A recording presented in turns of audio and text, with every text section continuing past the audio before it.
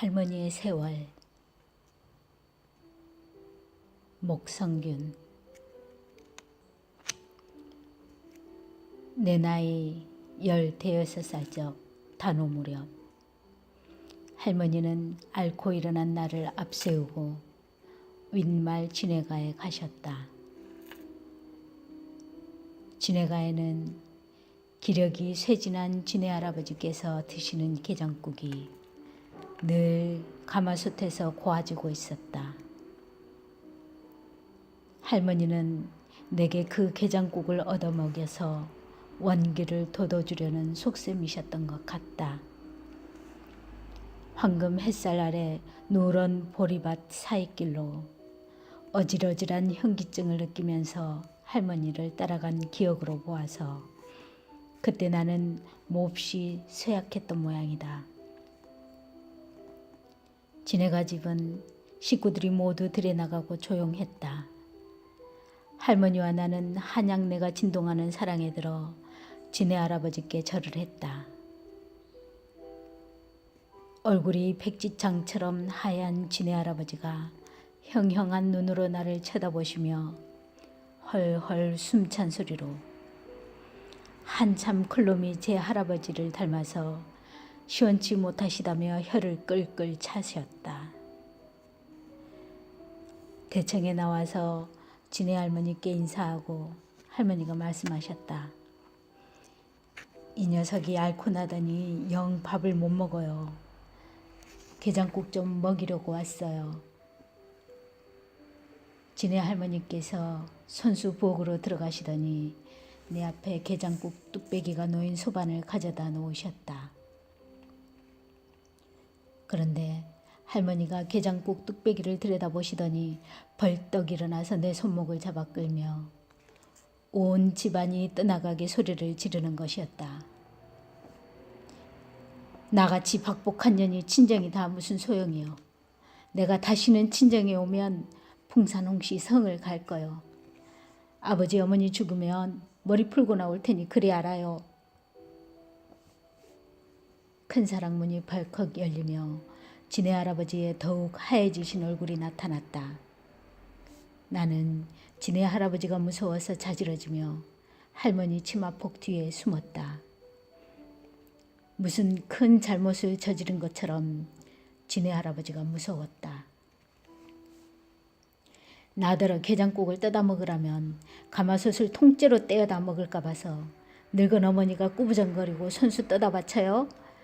그렇거든 맘 먹고나 떠다 주든지 건더기도 없이 멀건 국을 떠다 주면서 이게 딸년 대접하는 거요?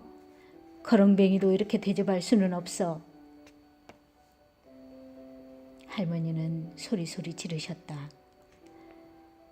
기억에 의하면 게장국 뚝배기는 할머니 말처럼 그리 무성의한 건 아닌 것 같았다. 왜 할머니 마음에 차지 않으셨는지 모르겠다. 할머니는 내 손목을 잡아 끌고 휑하니 대문을 나섰다. 진해가에서 얼마쯤 떨어진 후에 돌아보니 진해 할머니가 대문 밖에 나와서 우리 조선의 뒷모습을 바라보고 서 계셨다. 남풍의 누런 보리밭이 바다처럼 무겁게 너울졌다. 보리밭 건너 동네 뒷산 기슭에 늙은 밤나무에 매여 있는 그네가 수직으로 늘어져서 조용히 멎어 있었고 물색 옷을 입은 동네 새댁 색시들의 자지러지던 웃음소리도 그네처럼 조용히 멎어 있었다. 또 한 봄이 지나가는 것이었다. 할머니가 허물어지듯 길 옆 보리밭둑에 주저앉더니 빈 그네터를 건너다보며 서럽게 우셨다.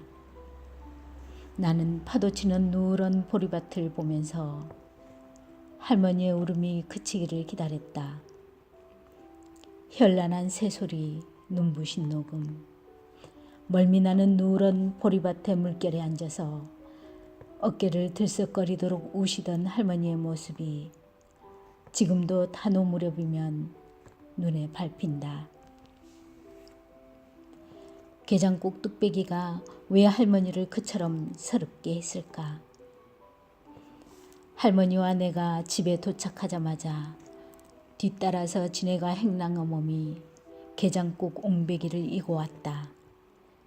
할머니는 아무 말씀도 하지 않으셨다. 지네가 행랑어멈은 가져온 게장국을 옹솥에 앉히고 아궁이에 뭉근하게 불을 지펴놓고 갔다. 잠시 후 게장국 냄새가 추녀 밑으로 감돌았다. 나는 그 게장국을 먹고 원기를 찾았다.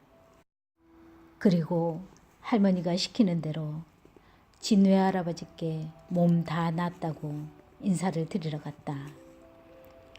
내 문안 인사를 받으신 진 외할아버지가 항날개 펴듯 활짝 안색을 펴며 좋아하셨다.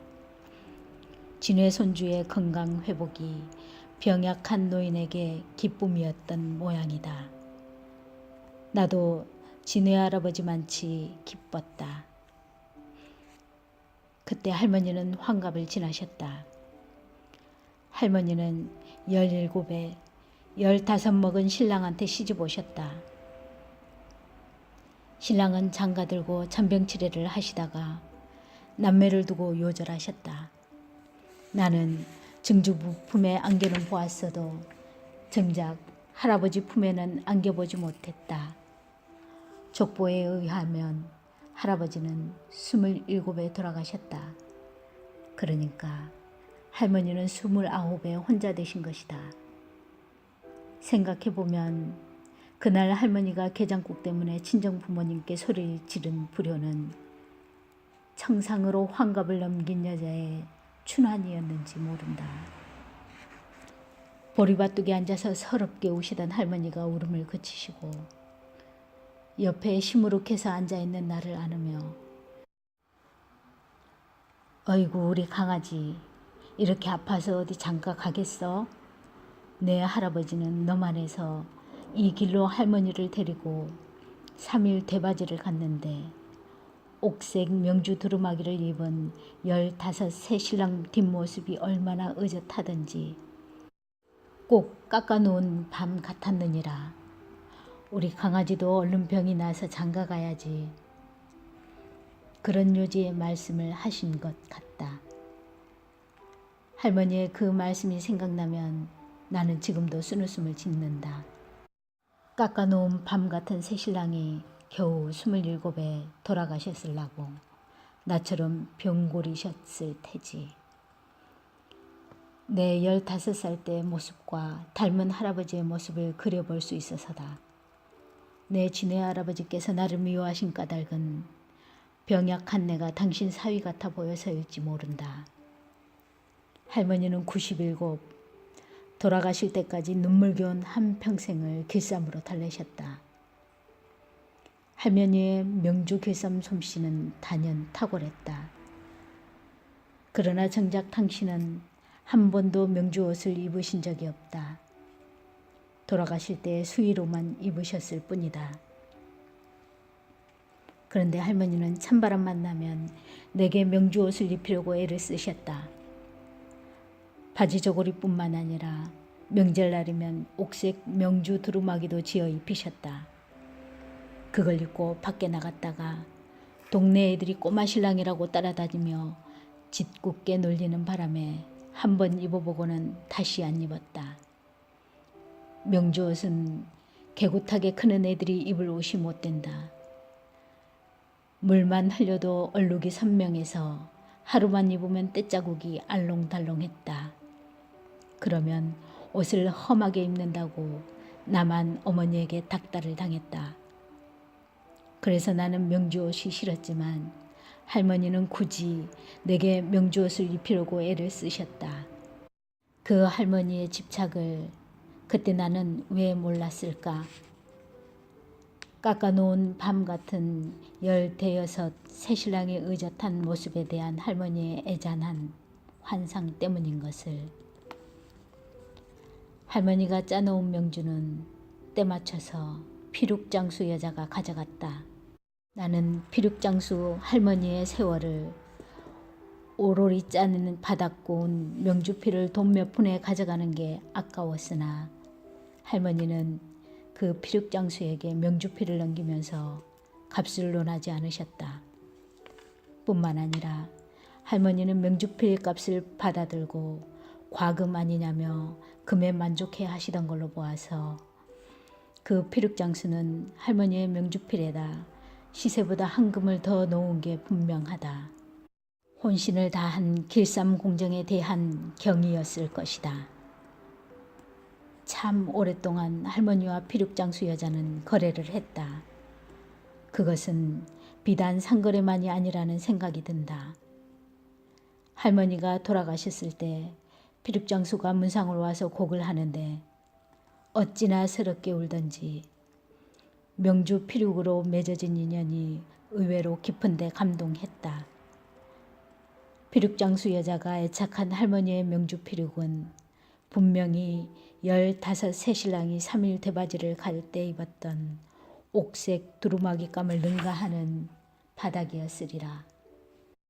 나는 월이라고 불리던 이 땅의 모든 개들이 보시한 게장국 맛을 할머니의 마음이라고 생각한다.